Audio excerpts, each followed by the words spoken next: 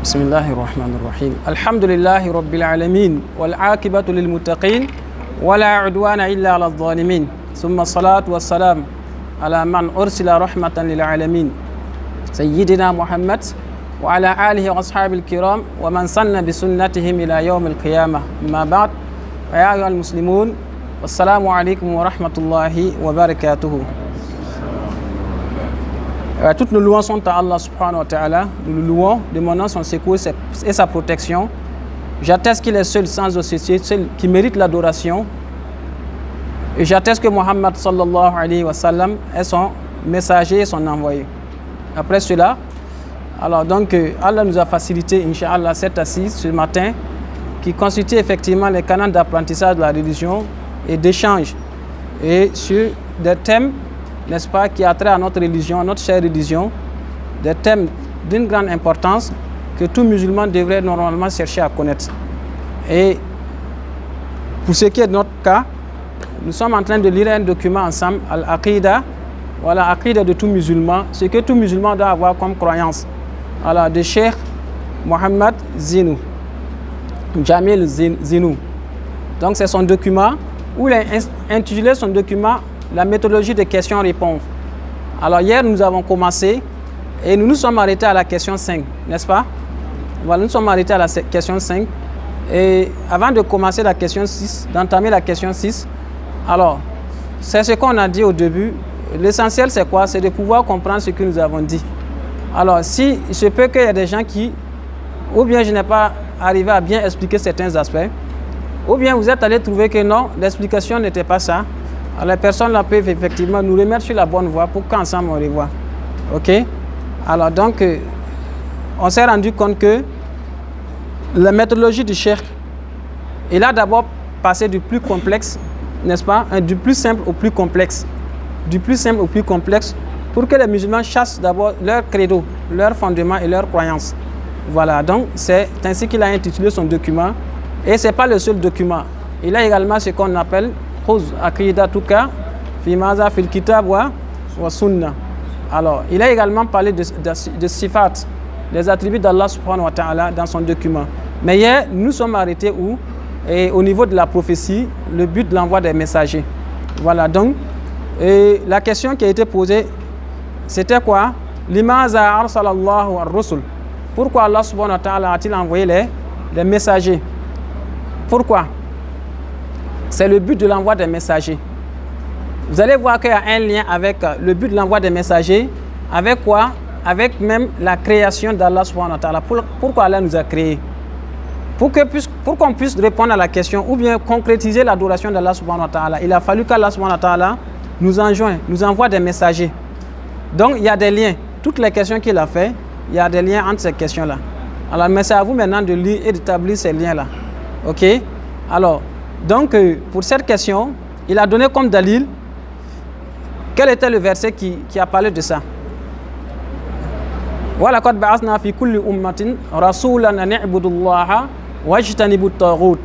Est-ce que c'est le seul verset? Pas le seul verset, il y en a encore d'autres. Mais dans la méthodologie des questions-réponses, il a pris ce qui est peut-être simple et qui est parfois tellement utilisé, dont le sens est un sens vraiment restreint, strict là-dessus. Alors, donc, quand vous regardez les versets, les hadiths qu'il envoie, c'est vraiment le lieu. Voilà, donc on ne peut pas s'évader d'en faire quoi dans les interprétations de ces versets. On ne peut pas faire de ta'wil dans ces versets, on ne peut pas faire de ta'adil, on ne peut pas faire de autre chose, de déformation dans ces versets-là, ni dans ces hadiths. Alors, donc, il dit qu'Allah subhanahu wa ta'ala nous a envoyé quoi? Pour adorer, envoyer les messagers, pour que les messagers puissent appeler les gens à la religion d'Allah subhanahu wa ta'ala, vouer un culte sincère à Allah et écarter de quoi? Du shirk. Voilà, et la preuve c'est ce qu'il a dit. Et nous avons envoyé dans chaque communauté un messager pour leur dire adorez Allah et écartez-vous du taghut. Quand on dit adoration, c'est quoi? Mimbab al-aqida. Quand on dit oui, voilà, devenir unifié à Allah dans son adoration. Voilà. Donc ça veut dire que toutes les sortes d'adoration que vous connaissez, on les a cités hier, non? On a cité quelques types d'adoration, comme ce qui est venu au niveau de Usul al-Thalatha que vous avez lu, n'est-ce pas? On ne peut pas finir de compter les adorations. Voilà pourquoi on a résumé ça en une simple phrase par Cheikh Ibn Taymiyyah. L'invocation, c'est une adoration. Même égorger, c'est une adoration. La peur, c'est une adoration. L'amour, c'est une adoration. N'est-ce pas? At-tawakkul, le fait de se confier, c'est une adoration. N'est-ce pas? Alors, la crainte, c'est une adoration. Tout ce qu'Allah aime et agrée, zahiran wa batinan, ça c'est ce qu'on appelle l'adoration. Alors, donc les messagers sont venus pour faire quoi? Pour soigner les gens, soigner les cœurs des gens, pour que les gens abandonnent le shirk.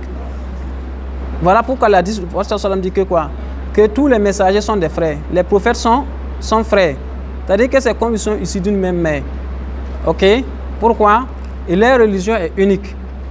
Leur religion est unique, c'est-à-dire la croyance est unique. L'appel de tous les messagers est unique. Il n'y a pas d'appel hormis le tawhid. Maintenant, quant au fourou, quand on appelle quoi? Le fourou, c'est quoi? Les ramifications au niveau de la pratique, ça c'est autre chose. Parce que chacun a reçu la manière de prier. La manière de faire la prière, c'est pas la même chose. Ok? Alors, mais, alhamdoulilah, nous avons reçu la meilleure des prières, voilà, qui puisse être. Comme cela est venu dans l'Hadith et Al-Miraj.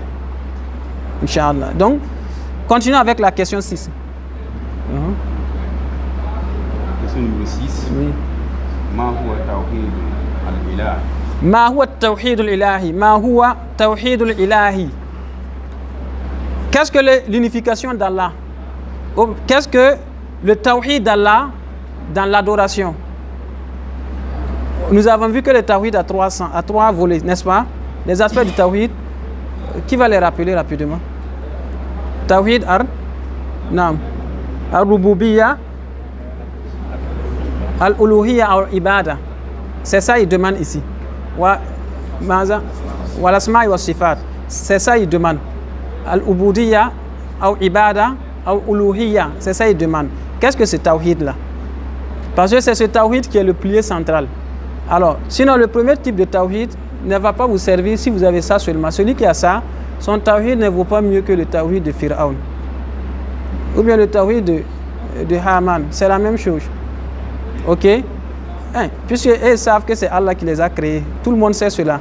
Mais à quoi cela va te profiter si tu n'as pas adoré sans truc, sans commettre de shirk? Voilà. Donc, qu'est-ce que ce tawhid là? Réponse. Ifradullahi bil ibada kad-du'a wa nazr. Vous pouvez mettre les trucs. Ceux qui peuvent mettre les. Est-ce que là-bas c'est comment on appelle les voyelles? Ifradullahi bil ibada kad-du'a'i wa nazr wal hukm. Vous voyez? Et dit c'est unifier Allah. C'est unifier Allah, rendre Allah unique dans l'adoration. Et il va citer certains types d'adoration. Voilà, quand il dit cas, c'est comme. Exemple. Ok? Il va citer au moins 3 types d'adoration, mais ça veut dire qu'il se limite à ça, ça se limite à ça seulement. Voilà pourquoi il dit l'invocation. Pourquoi généralement on utilise l'invocation d'abord, alors que la prière elle-même c'est une quoi? C'est une adoration. Le jeûne c'est une adoration. Et quand vous voyez dans plusieurs cas quand on va citer en fait le shirk dans l'adoration, on envoie premièrement, dans la plupart des cas, on envoie l'invocation.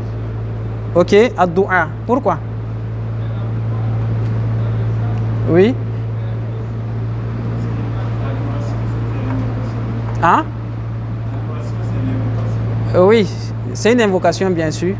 Mais pourquoi on l'envoie? Pour chaque fois lorsqu'on parle du shirk en relation avec l'adoration, on envoie l'invocation en première position. Oui. C'est la meilleure des adorations. Parce que en faisant le voix, tu sais que ce n'est que Allah qui peut te je pense que ça c'est ok. Oui, c'est une bonne réponse. Mais il y en a encore plus simple que ce que vous avez dit. Oui.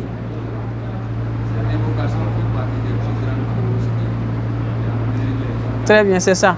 Parce que la plupart des gens sont tombés dans le shirk de l'invocation. Quand vous regardez Zahiran, le shirk où les gens, n'est-ce pas, tombent facilement, c'est là-bas. Ce sont au niveau des doigts. Ok? Regardez au moins au Burkina Faso, ou à Ouagadougou ici. On n'a pas besoin même de répondre. Voilà. les gens là vont courir partout pour chercher, par exemple, quelque chose de dunya. Ils vont aller sur les charlatans, sur les marabouts. Ça se remplisse. Ça se remplisse. Là, vous voyez. Voilà. Bon, puisque j'étais dans une localité où il y avait ces genres de personnes-là. À un certain moment, on était devenus un peu familiers parce que c'était pas trop loin. Alors, quand tu vas voir ceux qui viennent là-bas, ce sont des musulmans qui se disent musulmans en réalité, mais qui n'ont pas compris le tawhid. Mais il a dit que lui, ses clients forts là, ce sont les femmes. Parce que quand ils arrivent comme ça, ce qu'ils lui proposent seulement, elles font.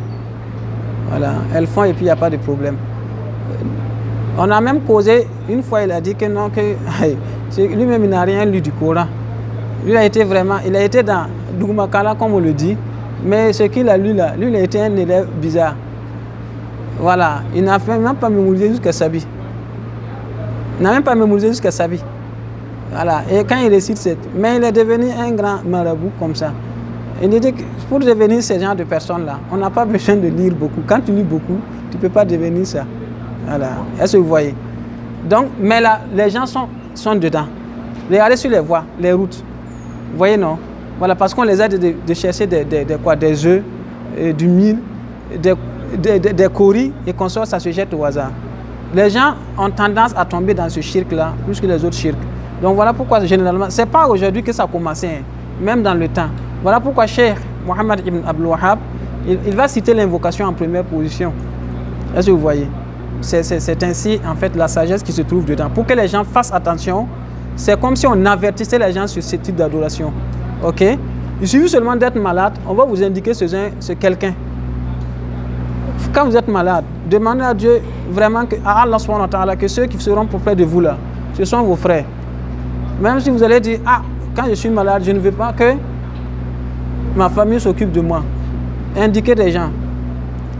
Je dis ça parce que actuellement, quand vous êtes malade, on vous envoie ce Idnarium ou bien c'est qui. Bon, excusez-moi pour les noms. Hein.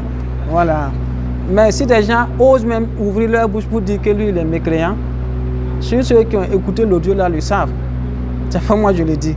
Voilà. Il a dit ça, répété ça haut et fort. Voilà. Donc, et puis malgré tout, les gens partent là-bas.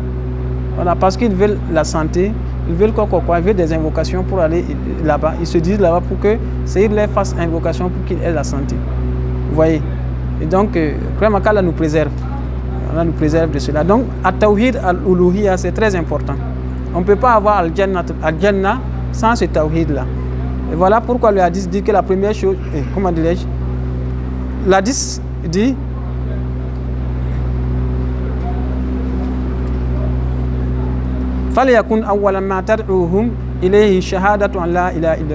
que la première chose dont tu dois appeler les gens, que ce soit la ilaha illallah. Donc Allah subhanahu wa ta'ala concrétise notre tawhid pour qu'on puisse avoir vraiment le Jannatul Firdaus.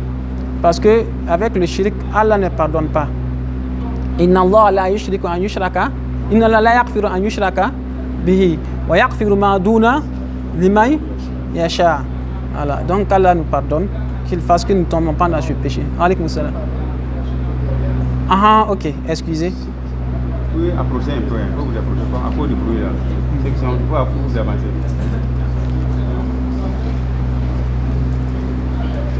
Alors, ça c'est un verset que le cheikh a cité.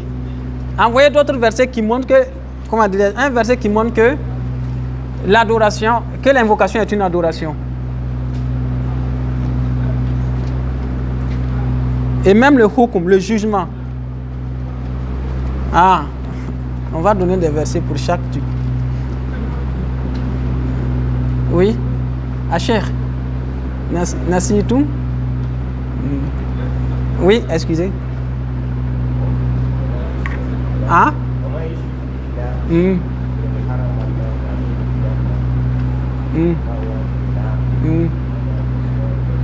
Bien, c'est bon, mais où est l'invocation? Où est l'invocation?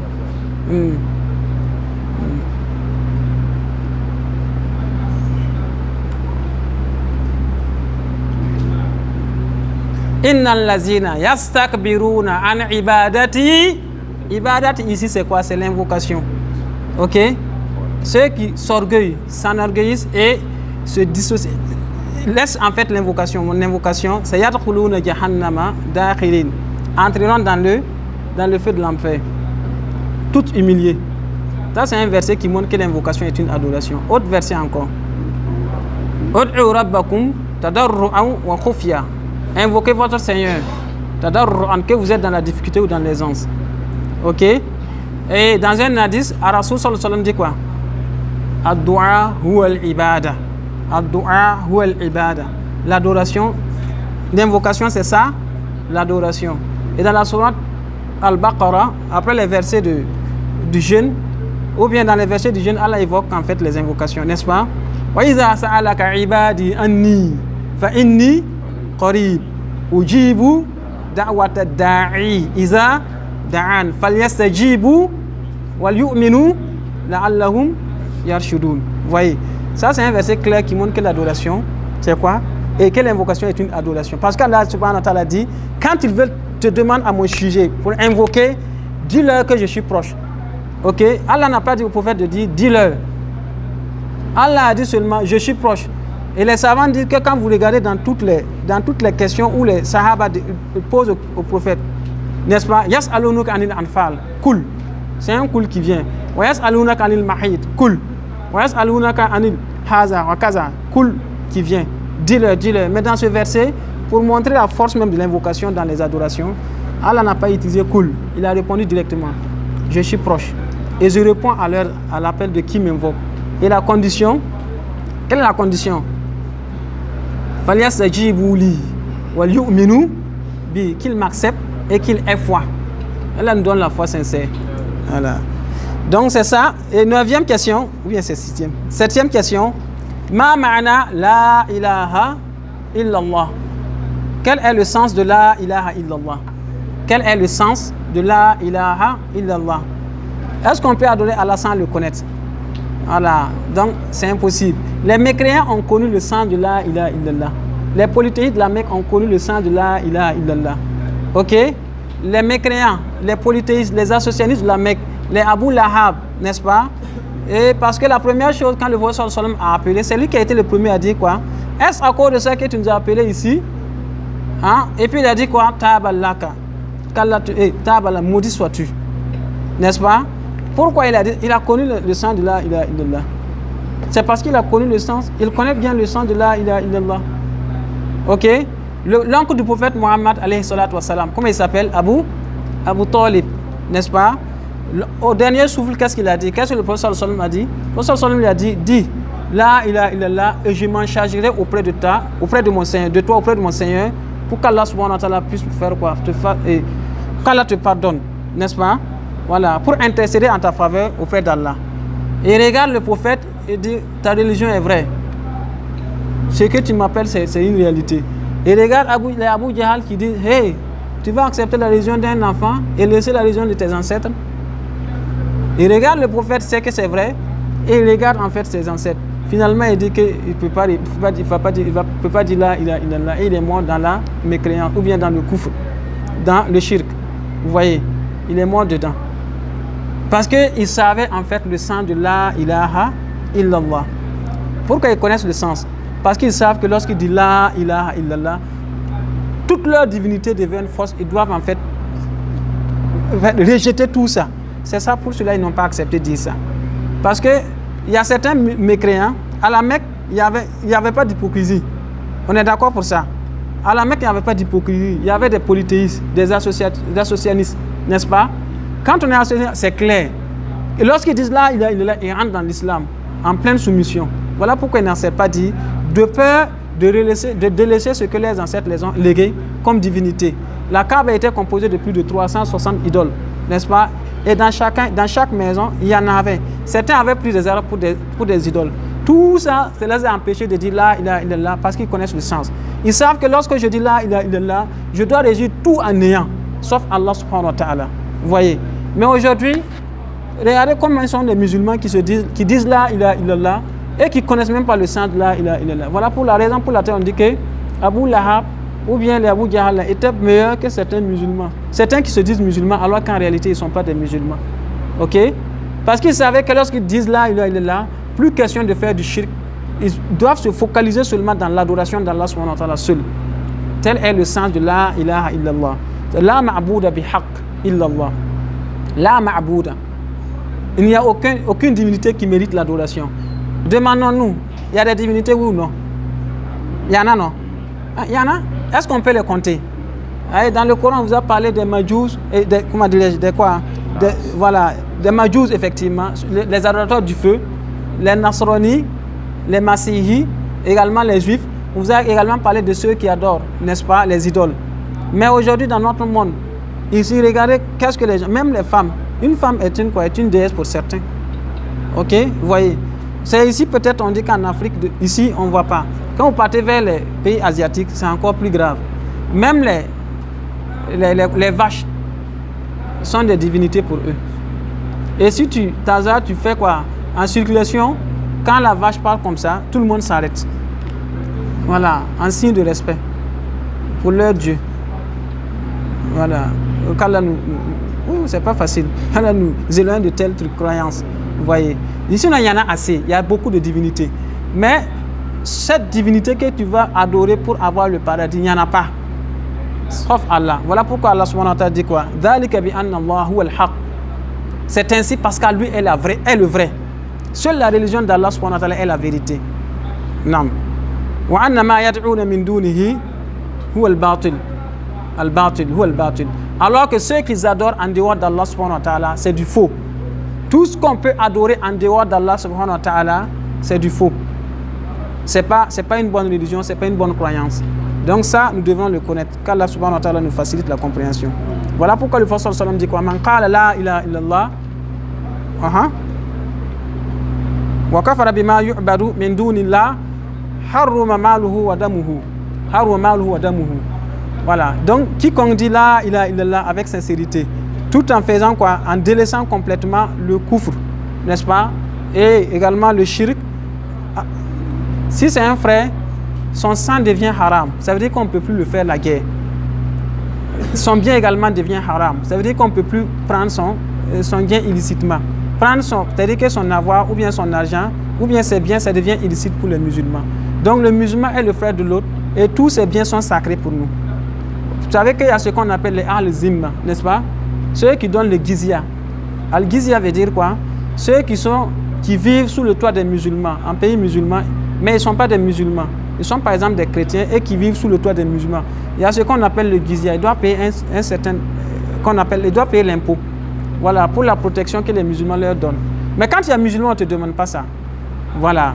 Tout est bien, c'est devenu sacré pour nous. Tu es devenu un frère.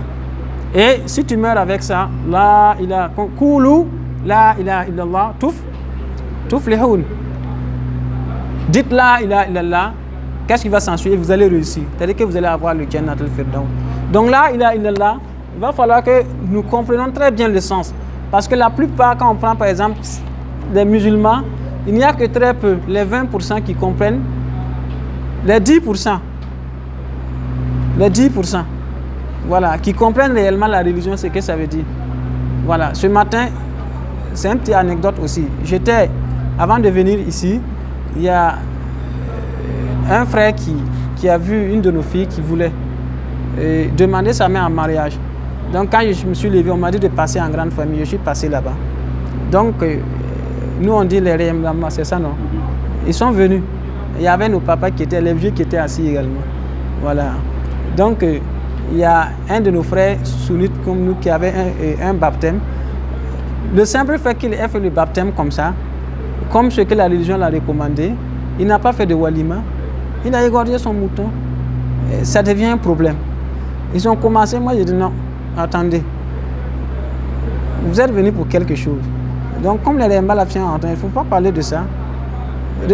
Voyons ça d'abord, laissons ça d'abord et arrangeons ça d'abord. Sinon, ce que vous allez faire là, si les Mbalafiens viennent nous trouver dans ce débat, on ne va pas s'en sortir. Voilà. C'est-à-dire que j'ai dit ça pour vous montrer à quel point les gens sont ignorants vis-à-vis de la religion. Voilà, les choses les plus simples. Il y a un vieux qui dit que même Kola là, on n'a pas fait sortir. Voilà, que même Kola. Donc pour lui, si on ne fait pas sortir de Kola, mouton là, ce n'est rien. Il faut que Kola la sorte. Vous voyez. Donc quand vous êtes avec des gens comme ça, C'est les autres sagesse maintenant qu'on va vraiment solliciter. Il ne faut pas vous énerver surtout parce qu'on va tout casser et puis on va farcir. Voilà. Donc, le problème, c'est au niveau du tawhid là. Là aussi, c'est un problème. Là aussi, c'est un problème. On dit qu'il y a des gens et un de notre encadreur qui est ici avec nous, là où il est, il dit qu'il est à Kénédougou. Là-bas, c'est un problème. On était en train de causer tout à l'heure. Il dit que c'est là-bas qu'il a vu des gens qui priaient comme ça. Ils ne savent pas qu'on dit quelque chose dans la prière. Oui. Ça a l'air comme ça et c'est fini. À peine arrêté, il s'assoit. Salam alaikum, la ilaha illallah. Salam alaikum, la ilaha illallah. C'est fini. Si vous voulez que vous soyez amis, il ne faut pas dire tawhid, il ne faut pas parler de religion. Vous êtes des amis. Ils vont te réserver vraiment une hospitalité vraiment honorée. Mais à quoi sert s'il n'y a pas de tawhid? Voilà, donc ici quand vous voyez le tawhid là, c'est au niveau des sunnites. Quand on se dit clairement les choses, on parle de tawhid. Vous voyez, dans une mosquée, on parle de tawhid. Dans une mosquée, on parle de tawhid, on parle d'aqida. C'est où? Hein? C'est dans les mosquées sunnites. C'est dans les mosquées sunnites, sinon on ne parle pas de Akida ni de Tawhid à quelque part. C'est dans les mosquées qui nous comprennent Kitab Tawhid, on essaie de faire le commentaire. C'est dans leur mosquée qu'on prend par exemple Usul Salasa, on fait le commentaire. C'est dans leur mosquée qu'on prend La ilaha illallah shurut, ma'naha wa shurutuha, le document de Cheikh Raslan, on fait le commentaire. À part ça, il n'y en a pas. Voilà. Mais si on va prendre les sunnites et on dédie au nombre de musulmans, on trouve combien? Vous voyez, non? Alors qu'Allah subhanahu wa ta'ala concrétise notre tawhid et notre la ilaha illallah. Non. Question? Combien? C'est question combien? Question 8. Ma huwa tawhid fi sifatillah. Question 8. Ma huwa tawhid. Ma huwa tawhidu. Ceux qui peuvent vocaliser, il n'y a pas de problème. Ma huwa tawhidu fi sifatillahi. Fi sifatillahi azza wa jal. On vous demande qu'est-ce que le tawhid al-asma wa sifat, en d'autres termes. Mais ici on dit fi sifatihi, le tawhid dans ses attributs. Vous avez dit qu'il y a 3 types de tawhid, non? 3 sortes, 3 aspects. Tawhid al-rububiyya, al-ilahiyya, ce qu'on vient de finir c'est al-ilahiyya, ou bien al-uluhiyya. Ça maintenant c'est quoi? Tawhid al-asma wa sifat. Ça rentre dans ce. Qu'est-ce que ce tawhid là? Qu'est-ce que ce tawhid?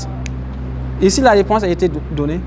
Voilà, isbat ma wasafa Allah bihi nafsa aw rasulahu. C'est ce qu'Allah subhanahu wa ta'ala c'est lui-même décrit. Allah a des attributs.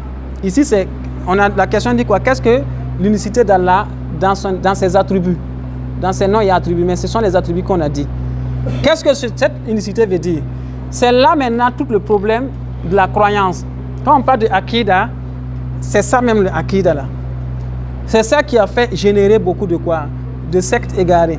Quand le Prophète sallallahu alayhi wa sallam dit que ma communauté, celle-ci va se diviser en 73 factions et un seul, les 72 iront en enfer, sauf les 1 là, qu'on appelle Ta'ifatul Mansoura, n'est-ce pas? Les 72 qui vont en périr là, la plupart des cas, c'est dans cet aspect-là, c'est dans le tawhid al-asma wa sifat. Ils ont fait quoi? Ils ont dévié de ce tawhid-là. C'est-à-dire tous ceux qui ont dévié du tawhid al-uluhiyya, c'est clair, non? C'est clair, on les connaît, ils font du shirk vis-à-vis. Mais maintenant, ça là, c'est un problème. C'est ça qui est arrivé maintenant, qui a fait que on va arriver maintenant à classer les Ahl Sunnah wal Jama'a avec les autres groupes, les groupes égarés. Ok? Voilà. La règle, c'est ça. Ahl Sunnah wal Jama'a a dit quoi? Il dit, nous croyons à tout ce qu'Allah subhanahu wa ta'ala s'est lui-même attribué dans le Coran, comme le nom d'Allah subhanahu wa ta'ala dans le Coran et ses attributs dans le Coran. Et nous croyons telle qu'elle est, selon ce que le Rasul sallallahu alayhi wa sallam l'a décrit dans ses hadiths authentiques. Nous ne faisons ni de ta'wil, nous ne faisons pas d'interprétation. Ok? Nous ne demandons pas le kayfiya, comment c'est passé, c'est comme ça. Ok? Ni de ta'til, nous ne faisons pas de déformation dans ces noms et attributs. Nous les laissons, nous les concevons comme tels. Ok? Nous ne cherchons pas à donner une interprétation et on les laisse comme ça. Et c'est ça, al-mizan, c'est-à-dire la balance qui a prévalu à ce qu'on puisse classer en fait les sectes égarées, comme les Murji'a, les Wahdatul Wujud, n'est-ce pas, les Mu'tazila, également, c'était les sectes égarées. C'est à travers ce tawhid-là, tawhid al-asma'i wa sifat. Alors, donc on dit, dans les noms et attributs d'Allah subhanahu wa ta'ala, on doit décrire Allah comme lui-même s'est décrit dans le Coran. On ne doit pas inventer de ce qui n'existe pas. Voilà, les savants ont dit qu'il y a un document qui est sorti. On dit qu'Allah a combien de noms dans ce document-là? 99 noms. Voilà, 99 noms. Et on dit que quiconque mémorise ces 99 noms-là entre au paradis. Naam, les savants ont dit que les noms d'Allah subhanahu wa ta'ala dépassent 99 noms. Voilà. Ils ont fait un effort, mais ce n'est pas ça. Ça dépasse ça. Ok? Vous avez un nom d'Allah Al-Mannan. Je ne pense pas que ça se trouve dans les 99 du document qu'on a cité. Il y en a assez. Voilà. Tout ce que dans les hadiths sahih, authentiques, dans la sunna authentique, on dit que c'est un nom d'Allah ou bien attribut, on prend. Dans le Coran, ce qui a été dit, on prend. À part cela, on ne doit pas forcer. Ok? Voilà. Donc, le musulman conçoit ça comme ça et ne doit pas faire de ta'wil. Mais certaines personnes se sont embourbées dedans. On va citer quelques attributs d'Allah subhanahu wa ta'ala et on va voir comment les gens ont dévié et de cet attribut-là, ils sont devenus égarés. Un exemple d'attribut, qui va donner, on va voir. Il y a des attributs qu'on appelle quoi? Sifat zati. Le sifat d'Allah, l'attribut d'Allah dans son essence, il y en a. L'essence même d'Allah. Ok, dans le physique, il a des attributs. Également, sifat al-amaliya, les attributs d'Allah dans ses actions.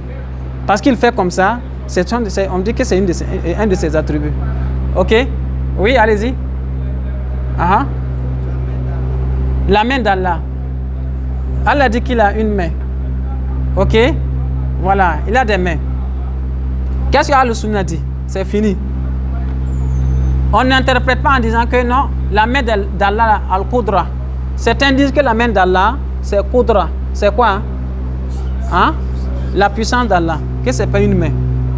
Mais Allah dit qu'il a une main. C'est ce que les Juifs ont dit. وَقَالَتِ الْيَهُودِ يَدُ اللَّهِ مَغْلُولَةً غُلَّتْ أَيْدِيهِمْ وَلُعِنُوا بَلْ يَدَاهُ مَبْسُوطَتَانِ يُنْفِقُ كَيْفَ يَشَاءُ. Ils ont dit qu'Allah a une seule main et qui est fermée, qui ne donne pas. En réplique, Allah dit Bal yadahu, ses deux mains. Ses deux mains sont ouvertes.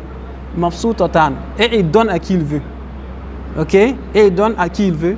Voilà, donc ça, ce sont des versets qui prouvent également que Allah a des mains. Également d'autres versets qui prouvent qu'Allah subhanahu wa ta'ala a des mains. On ne doit pas dire, par exemple, en forçant, en détournant le sens, en déformant le sens ou en envoyant une autre interprétation assortie de l'interprétation qui est de ce qui est dit dans le Coran. Est-ce que vous voyez?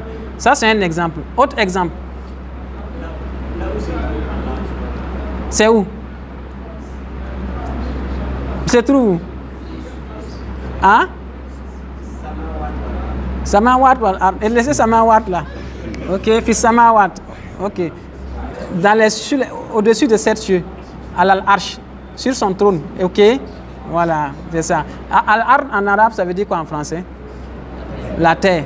C'est ici quoi. Donc Allah n'est pas ici. Ça également, ça a été quoi? Une balance qui puisse différencier les musulmans des autres. Ok, l'élévation d'Allah. L'attribut de l'élévation. Allah est élevé. Wa huwa al-Ali. Al-Aliyyul Azim. Il est élevé et il est immense. Et dans le verset qui est cité ici, Allah dit quoi? Ar-Rahmanu al-Arsh istawa. Que le tout miséricordieux s'est établi sur son trône. Il est au-dessus de sept cieux. Et son trône se trouve au-dessus de sept cieux. Ok? Al-Arsh istawa. D'une manière qui lui convient. Ok? Alors, donc vous voyez, l'élévation d'Allah, il y a des gens qui se sont perdus dedans. Comme par exemple, Imam Malik, une fois il était assis, le récit est connu de tous, n'est-ce pas? Il y a un bid'i qui est venu, qui est rentré dans... C'est un élève de Imam Malik. Ok? Il écoute seulement. Quand Imam est arrivé il a posé la question. Que Ar-Rahman al-Arsh. Il a dit quoi? C'est qu'on a interdit de demander. Il a demandé le kayfiya. Comment? Il s'est établi sur son trône. Comment? Est-ce que qui a vu? Allah a donné une information de la manière dont il est assis. Il a dit seulement qu'il s'est établi. Point barre. On s'arrête là. Lui, il a demandé à l'imam Comment il s'est établi? Il s'est s'asseoir comment? Il y a des gens, même au Burkina Faso, ils existent, hein, ils sont nombreux. Quand vous dites par exemple qu'Allah, eux ne sont pas d'accord qu'Allah a une coursie, la chair, pour le pauvre pied de Allah, là, ils ne sont pas d'accord. Ils disent qu'il y a quelle chair qui va pouvoir contenir Allah. Allah qui dit que Allahu Akbar, qu'il est immense, qu'il est grand. Et la grandeur d'Allah, quelle chair peut le contenir? C'est leur imagination. Allah a dit qu'il a créé le kursi qui déborde la terre et les cieux. Wasi'a kursiyyuhu samawati wal ard. Le kursi d'Allah, le trône d'Allah déborde les cieux et la terre, n'est-ce pas? Bon, mais comment tu vas pouvoir imaginer Allah? Si son kursi d'abord même dépasse ça. Allah dit qu'il est grand. Il faut savoir que la grandeur d'Allah, on ne peut pas le qualifier, ni le quantifier. Il a dit comme ça, tu t'arrêtes là. Regardez un exemple. Alors, le prophète Sallam nous dit quoi? Que, comme vous le connaissez effectivement, il y a un ange qu'Allah a créé, de l'aube, de son oreille, jusqu'au coude ici. Il y a combien de jours de marche? Combien de mois? Hein? 70 ans de marche. 70 000 et 70. Bon, regardez très bien. Marche là-haut. C'est avec avion. C'est avec quoi? Allah sait. Mais on sait seulement quelqu'un ici. Ici seulement et ici. On ne peut même pas imaginer. Regardez la distance. Ici et ici, là, vous allez marcher jusqu'à fatiguer. Et comment est sa tête? Hein? Est-ce qu'on peut même concevoir cela? Donc, ça même, c'est déjà une créature gigantesque d'Allah. Allah a d'autres créatures plus immenses que ça. Lui-même, il est immense. Donc, quand il nous dit des informations, on prend ces informations et on attache dans notre cœur. On ne cherche pas à demander comment. L'imam Malik a fait comme ça, a baissé sa tête jusqu'à ce que la sueur a coulé jusqu'à son front. Ensuite, il s'est relevé. Parce que la question était lourde. C'est comme si on a pris une montagne déposée sur lui. Alors, il a dit Al-Shiwa ma'loum, ghayra majhoul, que le fait qu'Allah soit élevé là, c'est connu. C'est connu. Personne n'ignore cela. On n'ignore pas cela, oui. Avec cela. Ça, il y a une ambiguïté qui est interdite. Il y a même temps que ça me force à dire. Oui. Il dit qu'il y a un ange qui s'enflamme d'orgueil. Oui. De sa grandeur, quoi. Mm. Et puis, en même temps, il lui a dit de faire attention qu'il est Non, ça ce sont des gourafat. Quand c'est comme ça, vous lui dites d'envoyer la 10. Ils n'ont pas de preuve. Ça même, c'est encore petit. C'est là-bas que j'ai entendu une fois quelqu'un qui se lève, un tablier qui se lève, qui dit que quoi, qu'Allah a créé un ange. Cette partie-là, c'est de la glace, cette partie, c'est du feu. Bon, par exemple, quand c'est comme ça, envoie la 10. Tu envoies la 10, on n'a pas besoin de faire des débats là-dessus. Envoie la 10. Les hadiths sont consignés, non? Même la 10 d'Orif qui puisse dire, envoie. Au moins, on va t'acquitter. On va dire que tu as pris un hadith, mais c'est hadith d'Orif. Envoie. Donc, dans les trucs de Sifat là, on ne prend pas si ce n'est pas ce qui est authentique. Voilà.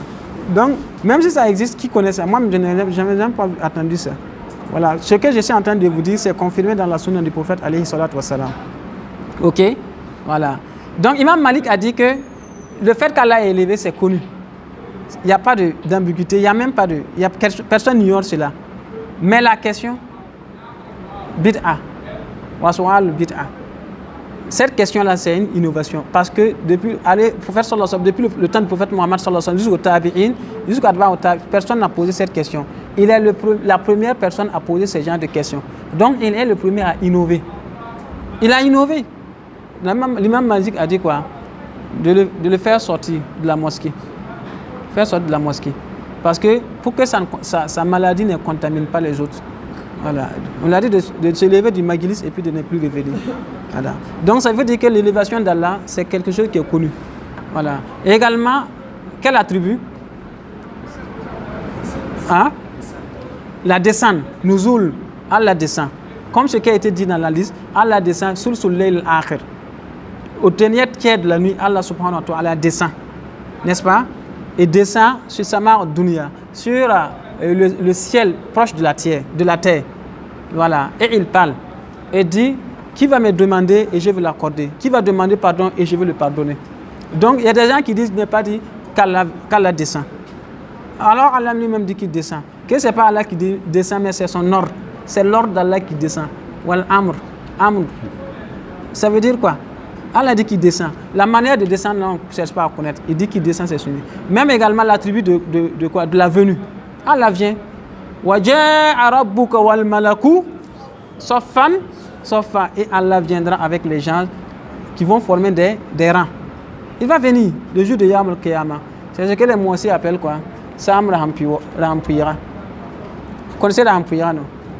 C'est quoi?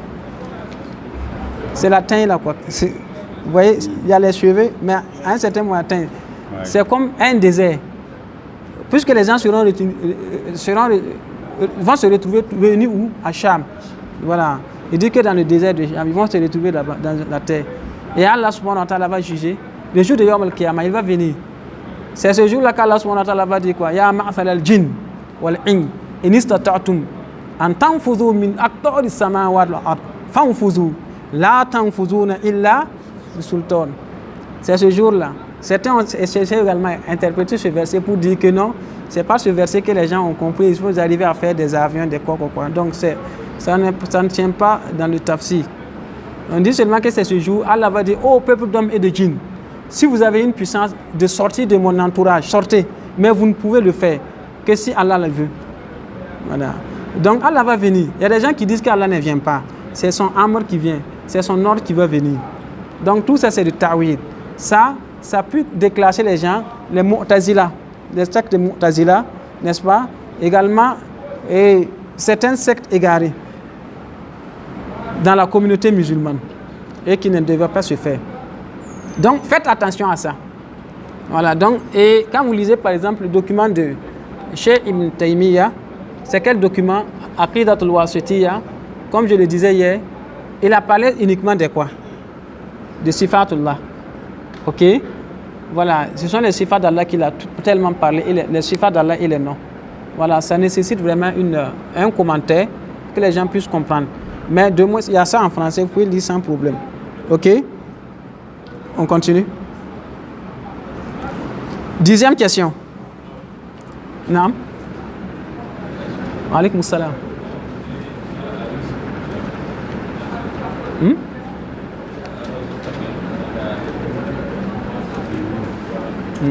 Les attributs là.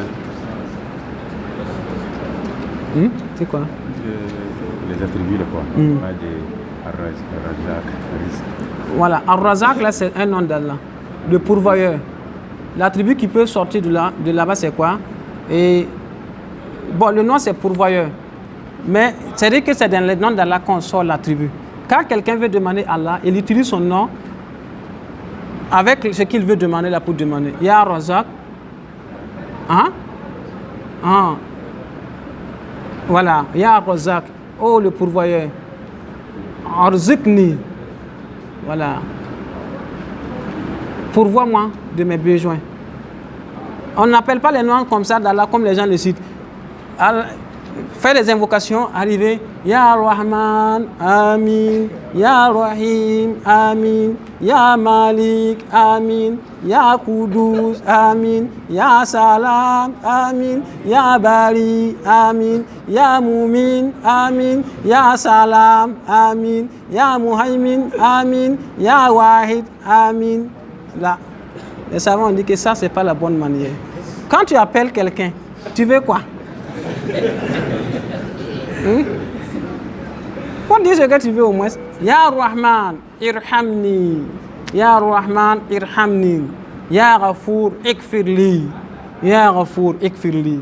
Ya Ghafour, ikfirli. Ya Ghafar, ikfirli. Vous voyez? C'est comme ça. Donc c'est en les noms qu'on peut avoir les attributs. Voilà. Ça va? 10e question. Ou bien c'est 9e? 9e question. Ma hiya fa'idatu tawhid? Ma hiya fa'idatu tawhid? Lil muslimi. Lil muslimi. Lil là c'est quoi? Vous avez lu un peu l'arabe, non? Lil muslimi, oui. Harf al-jar. Et ici, lil muslim, i'rab. Faites l'analyse.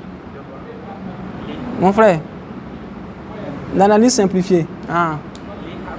Naam. Al-muslim, ism majrur. بحرف اللام. Naam. Majrour bin Haza. Voilà, majrour bi kasra. Parce qu'il y a des majrour qui ne sont pas des kasra. Il faut préciser ça. Certains vont dire tout simplement al-ghayr ou al-majrour. Ok? Quand vous voyez par exemple un harf comme ça, harf majrour là, c'est immédiatement le nom qui suit, ça va mettre comment? Kasra. C'est ça, on arrive à lire en fait sans voyelle. Ok? Lil muslimi. Quand quelqu'un dit lil muslimu, Nahou là va dire ah, tu m'as sacré, tu m'as sacrifié. Nahou ne va pas accepter. Ok? Voilà. Lil muslimi. Quel est l'intérêt, quel est le bénéfice de quoi? Du tawhid pour le musulman. Celui-là qui concrétise le tawhid dans ces trois aspects, quel est le bénéfice, quels sont les fruits, quel est l'intérêt de cela? Oui? Quelle est la finalité du tawhid? Après avoir concrétisé le tawhid et on meurt avec le tawhid, qu'est-ce qu'on a? Il ne faut pas vous cantonner avec les réponses seulement qui sont là. La paix du cœur, fi dunya. Naam. La paix du cœur d'abord, fi dunya. Ok? Envoyez un autre verset, on va voir. Envoyez un autre verset.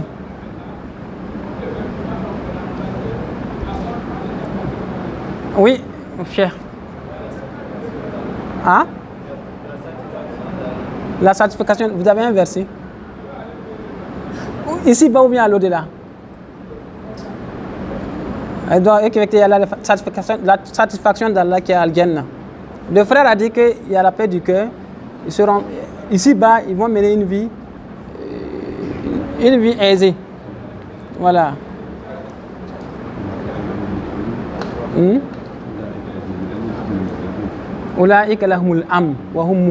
Ça va venir.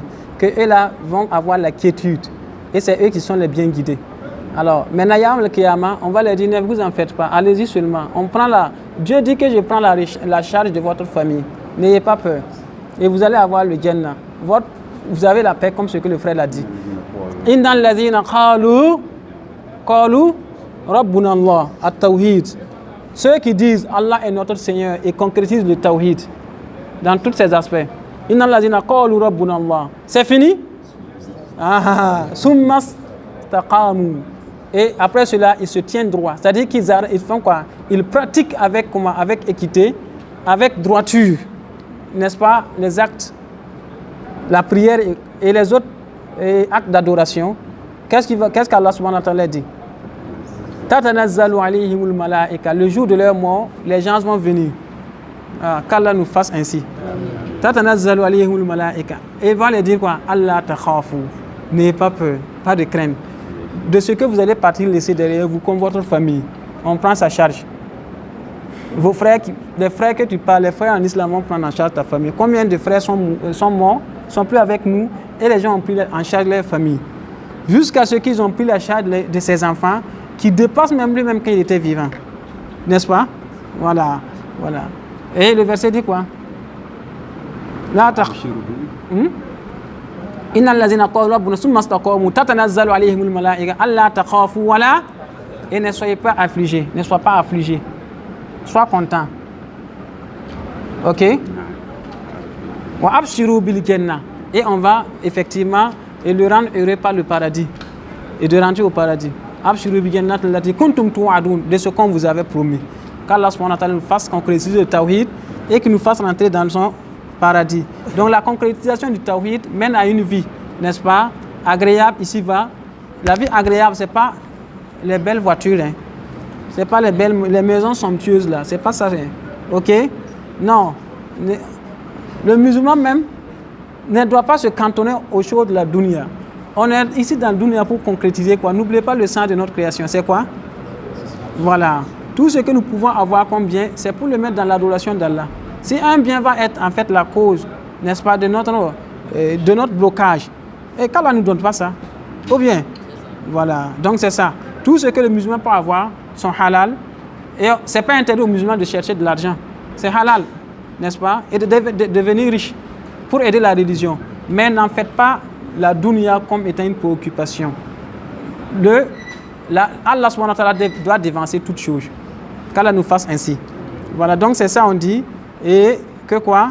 L'intérêt ou bien le bénéfice de la ilaha illallah, c'est concrétiser, avoir le paradis et avoir une vie heureuse ici-bas. Et le verset dit quoi? Alladhina amanu, ceux qui ont cru.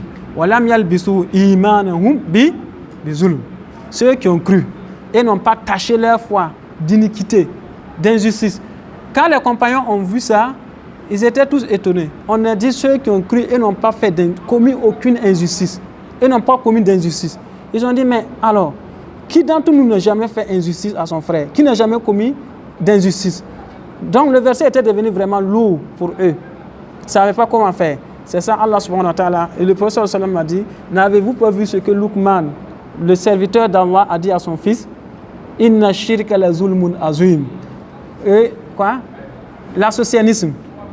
Voilà, le shirk est vraiment une injustice énorme.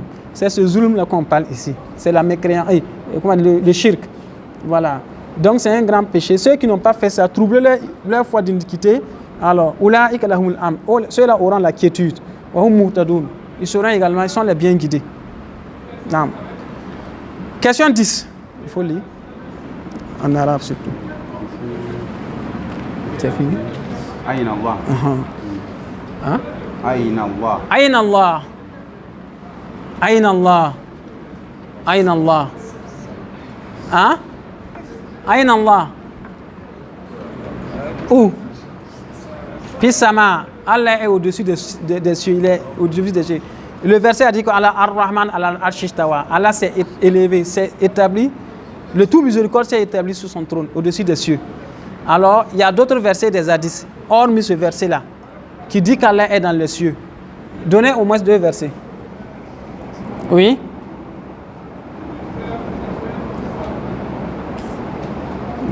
C'est parti, non?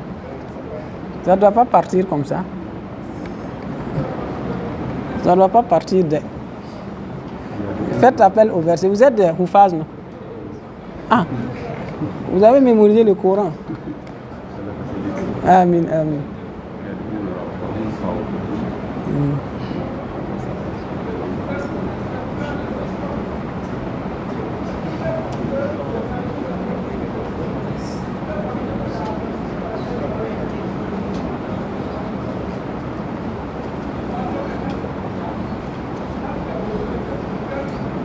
Ta'arujul malaikatu wa ruh ilayhi fi yawmin kan ta'aruju. Les gens montent vers lui avec les bonnes actions. Ça c'est un verset dans Surat Al-Ma'arij. OK? Deuxième verset dans Surat Al-Mulk. Il y a 2 versets successifs qui se suivent et qui parlent de cela. Am amintum man fis sama an yursila alaykum hasiba. Man fis sama. C'est ça que je veux. Amintum man fis sama an yursila alaykum am amintum man fis sama an yakhsifa alaykumul ard. Ces 2 versets-là se suivent. Êtes-vous à l'abri que celui qui se trouve dans les cieux, c'est qui? Voilà, vous envoie des pierres. Vous êtes à l'abri? Qu'Allah le trait au celui qui... Donc le verset on dit amintum man fis sama, celui qui est sur qui est où? Sur les cieux. Dans les cieux. Vous envoie en fait des pierres. Vous êtes à l'abri de ça? Voilà, donc le dalil ici que Ashahiduna, c'est quoi? Le dalil ici c'est quoi? C'est quand Allah dit quoi? Man fis sama. Donc les versets là se suivent comme ça. Le prophète sallallahu alayhi wa sallam, une fois également appelé, il y a un compagnon du prophète sallallahu alayhi wa sallam qui avait quoi? Une esclave. Et l'esclave a fait quelque chose, il a giflé. Tellement qu'il a giflé, et après il a eu vraiment, comment on appelle ça? Il a fait des remords. Donc il a envoyé sur son prophète, et sur le prophète Mohammed alayhi salatu wa salam. Le prophète a expliqué qu'est-ce qui se passait. Il a expliqué, il dit que lui il veut l'affranchir. Le prophète sallallahu alayhi wa sallam va poser des questions à cette guerrière. Guerrière, ça veut dire l'esclave. On dit il a demandé cette question-là. Et demander la question, poser où est Allah? C'est ce qu'on a dit. Elle a dit quoi? Isama, que Allah est où? Dans les cieux, au ciel. Alors, le prophète sallallahu alayhi wa sallam dit quoi? I'tiqha, affranchis-la, hiya mu'mina. Parce qu'elle est quoi? Elle est une croyante. Regardez très bien les termes. Elle est une croyante. À cause de ça.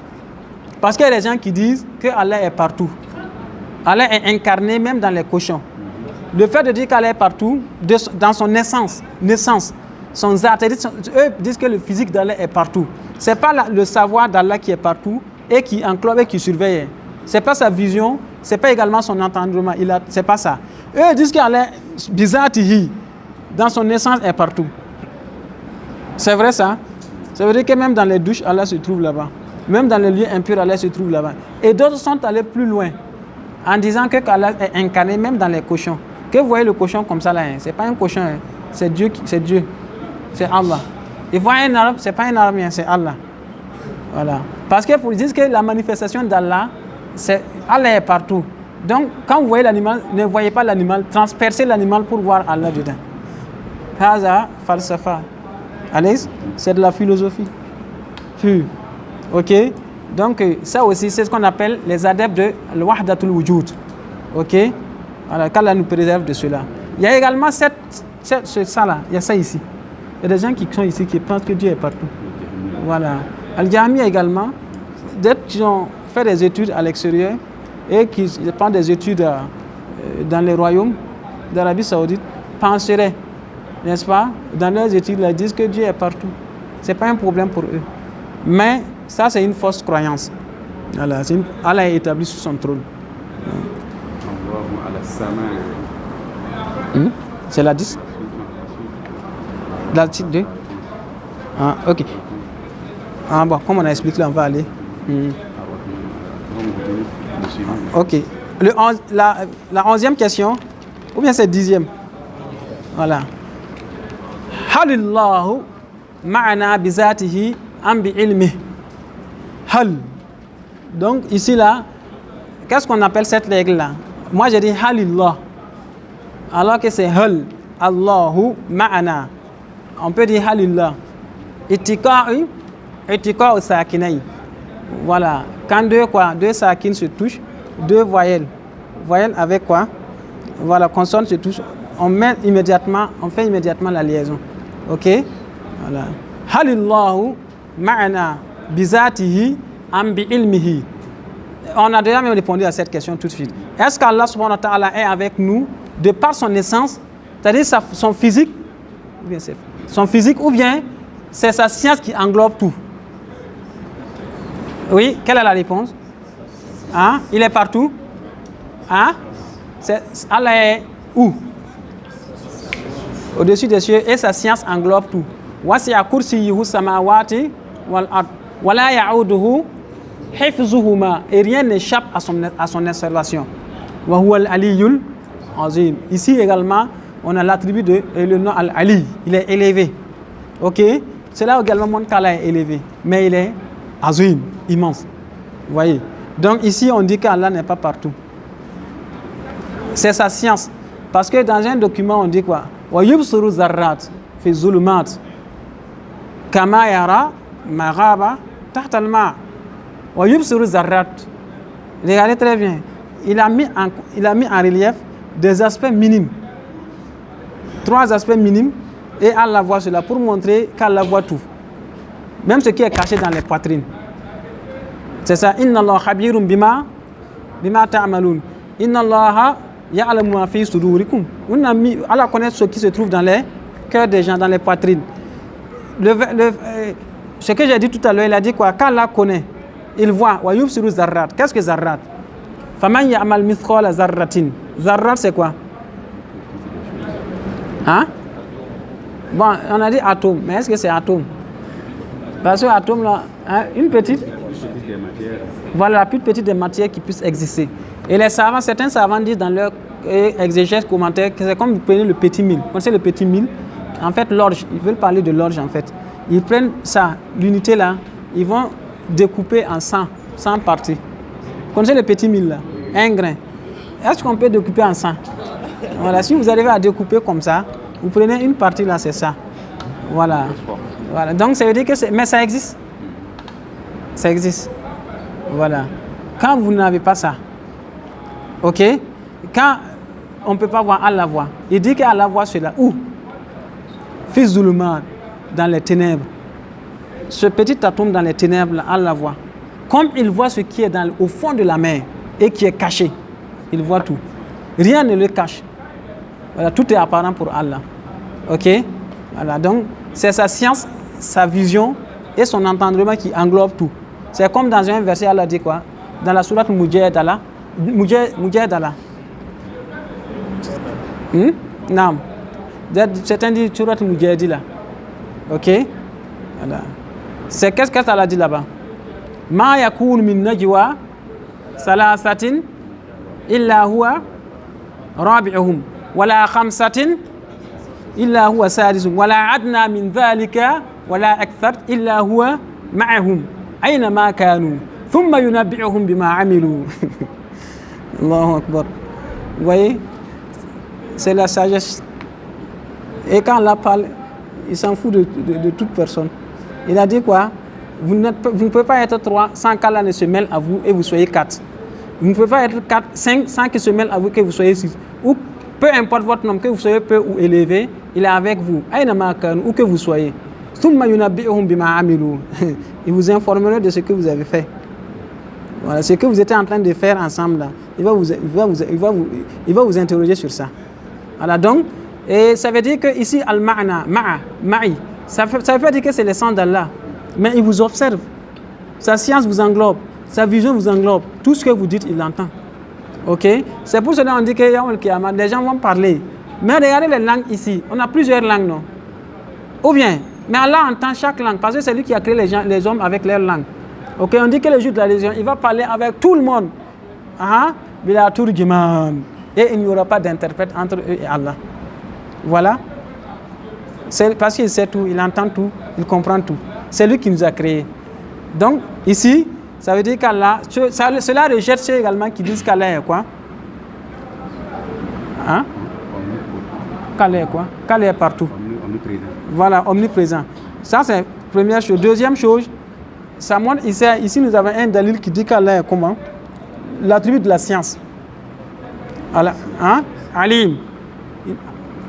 Inna Allah alim. Allah est alim. Savant, l'omniscient. C'est ça, non? Voilà. Donc, il sait tout. Même ceci qui se trouve dans les poitrines de leur nom. Ici, alors, voilà un peu ces dalils qu'on peut faire ressortir de cette question-là. Non.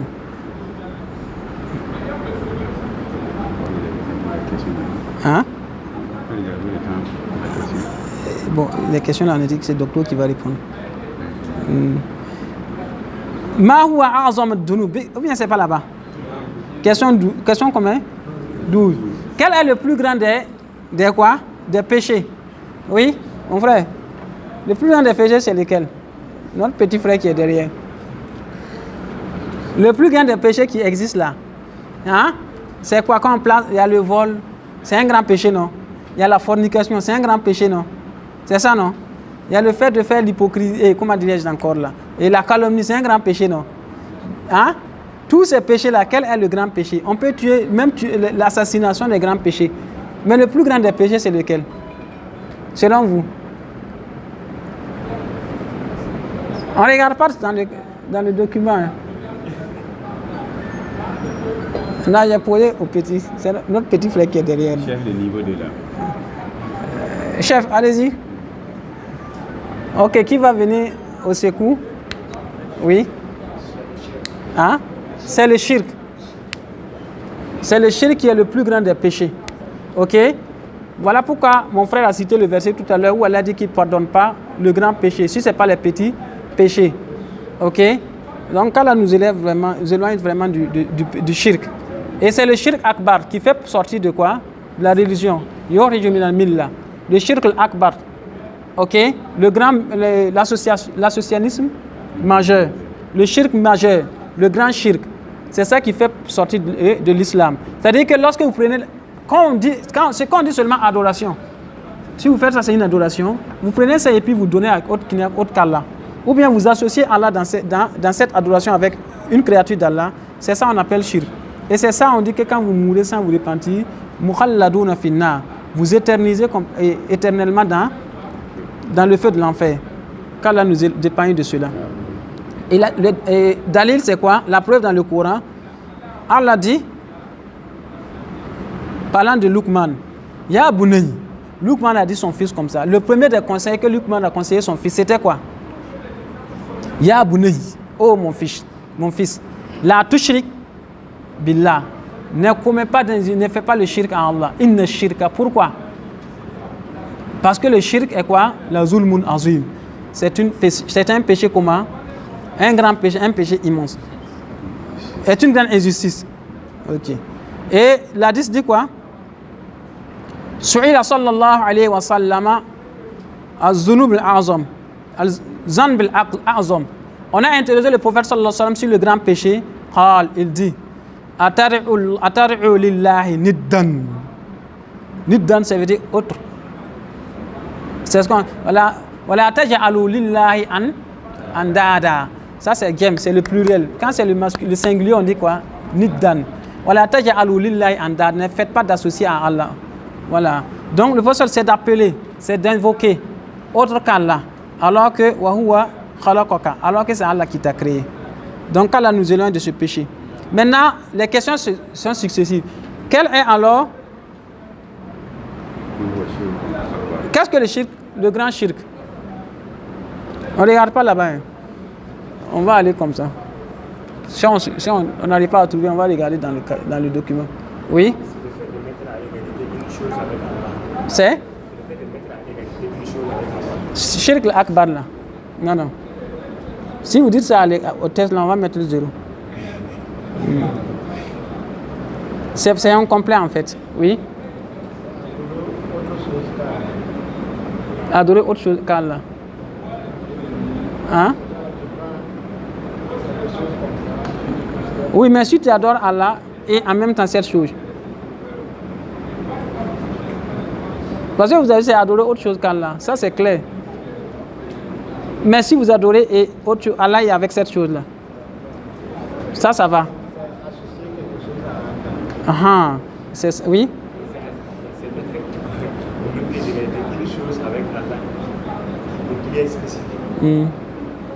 Donc, le terme qui sied ici, c'est associer. Ok? C'est associer quelque chose à Allah dans son adoration.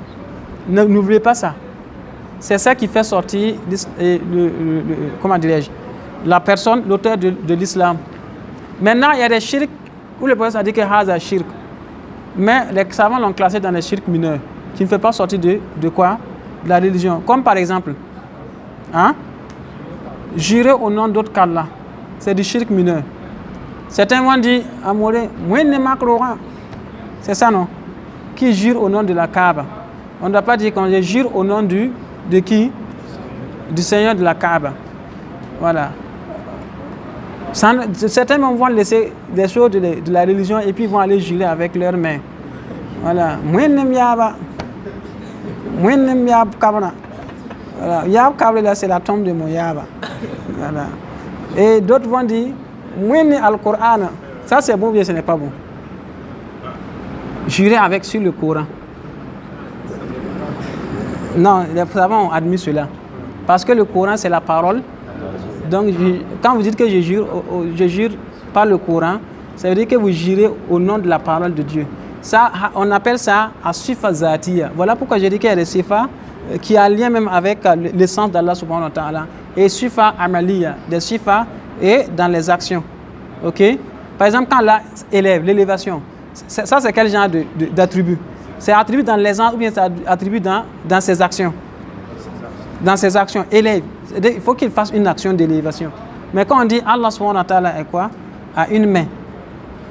A des mains. C'est essence ou bien c'est fi'liya? Ou bien c'est fi'liya ou bien c'est amaliya? Ou bien c'est zatiya?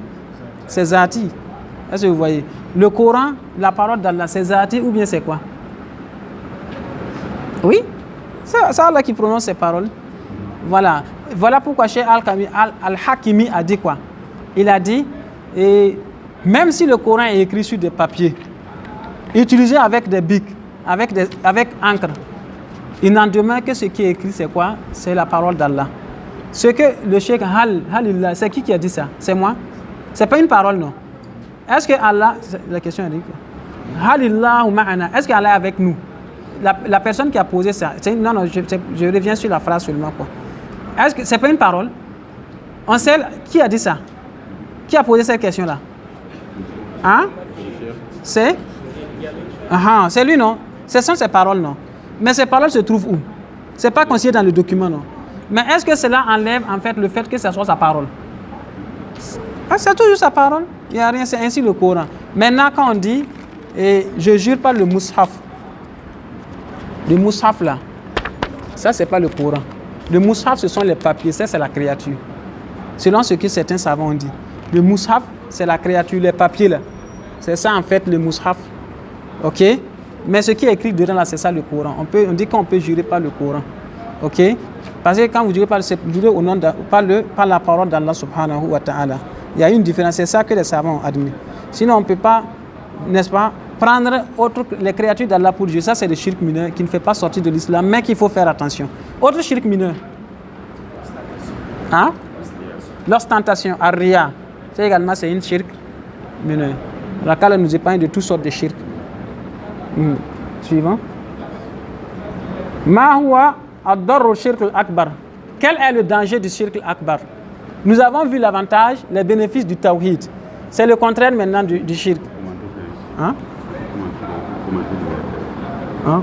Oui. Lequel? Ok. 13e là, le verset dit quoi? Je ne vois plus. Kul innama ad'u rabbi wa la ushriku bihi ahadan. Allah subhanahu wa ta'ala dit quoi? Kul, dis-le, ô Muhammad, dis. Innama ad'u rabbi. Je n'invoque que mon Seigneur. Je n'appelle que mon Seigneur. Je n'adore que mon Seigneur. Ok? Je vais faire quoi ici?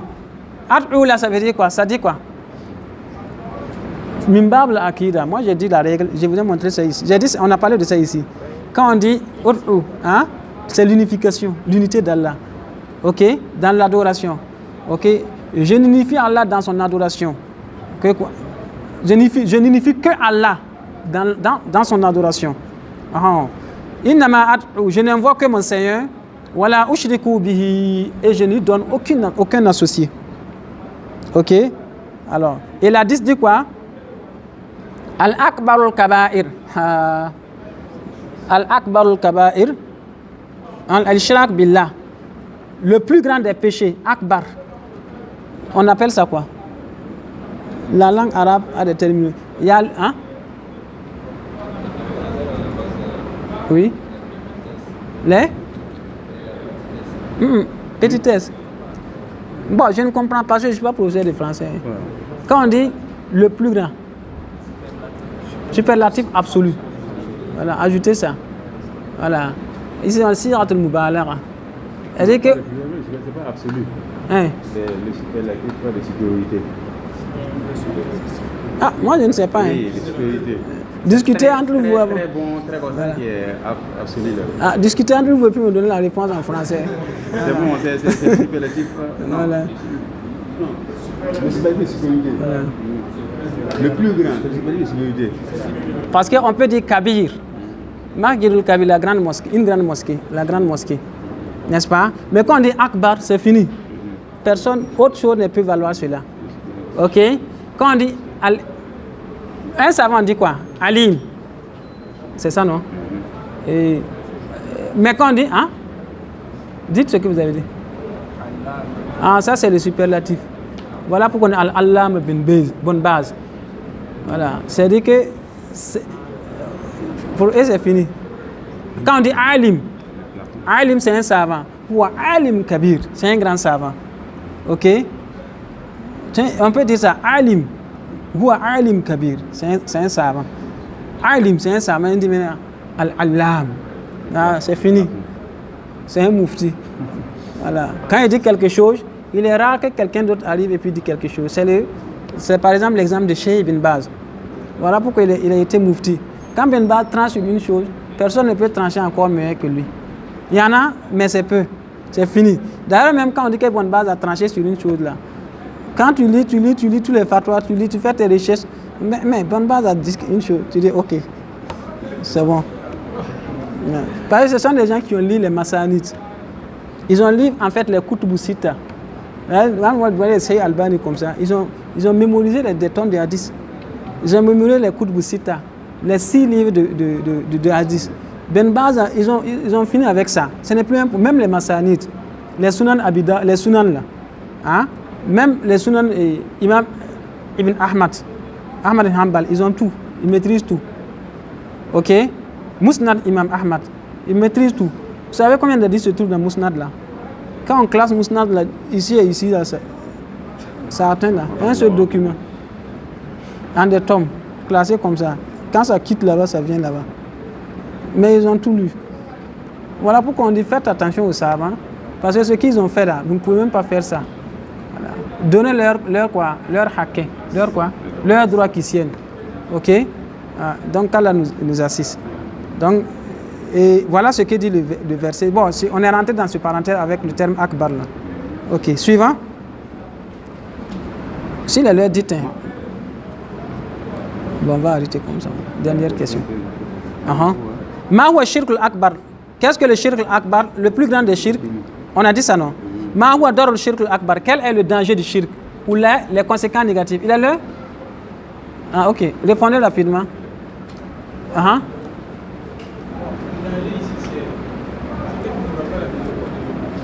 Oui, ça implique l'éternité dans l'enfer. Qu'Allah nous éloigne du shirk al-akbar et de l'enfer. Oui? Hein? Vous dites? Voilà, tu n'as pas la paix du cœur. Chaque fois tu es... Hein? Donc, ouais, effectivement, chaque fois tu es effrayé, tu as peur. Même un marguerite peut te faire fuir. Voilà. Il sort de celui ce matin pour aller au travail, il voit un marguerite qui traverse sa porte, c'est fini. Voilà. C'est pas pour rien. Voilà. Donc, mais quand tu as le tawhid, tu n'as même pas besoin de ça. La qu'Allah subhanahu wa ta'ala nous pardonne. Voilà, parce que ce que nous avons reçu nous soit profitable.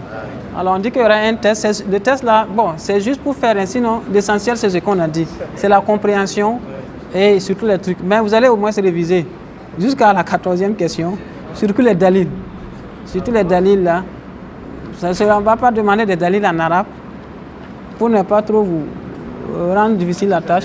Mais on va demander en français. Ok? Là, subhanahu wa ta'ala facilite pour tout un chacun l'acquisition de la science, à la face que nous ayons une science utile pour notre vie d'ici-bas et à l'au-delà. Donc, on va s'arrêter ainsi.